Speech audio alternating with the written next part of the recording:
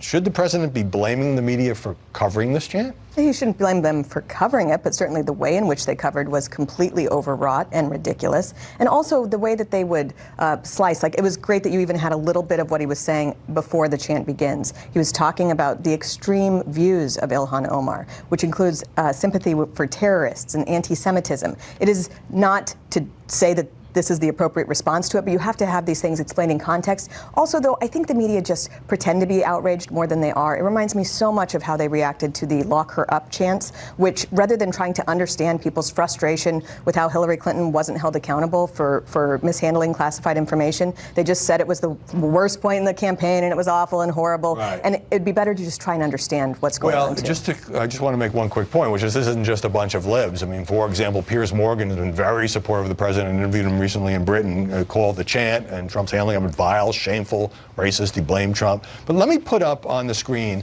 how some news organizations, this one's from CNN, reacted to the president saying he started speaking quickly in order to move past the chant.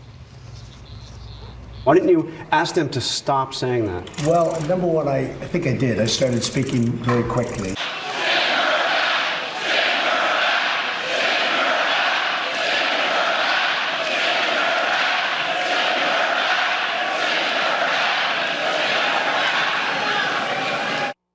The media counter-argument is that the president didn't do anything in real time, though he did attempt to distance himself. And then the next day he was asked about the North Carolina rally-goers, and he said they were patriots.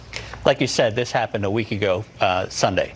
He said it, and then it's not like the media that night said, oh my God, he let 13 seconds go by. It was not until the next day when Trump said the clip that we watched that they then showed the clock, the timer, and said that is a lie.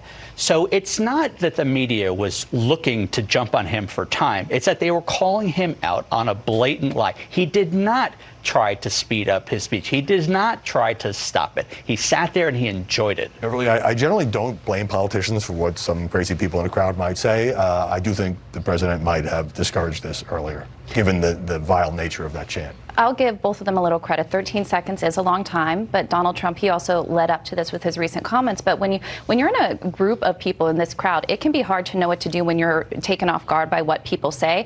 Also, if you could look at the difference between him and how he handled the lock her up chants, completely different body language. He didn't chime in. So I think this is a little bit of a stretch for the media. All right, and on that note, Beverly Holberg, Molly Hemingway, Philippe Reines, thanks so much for joining us.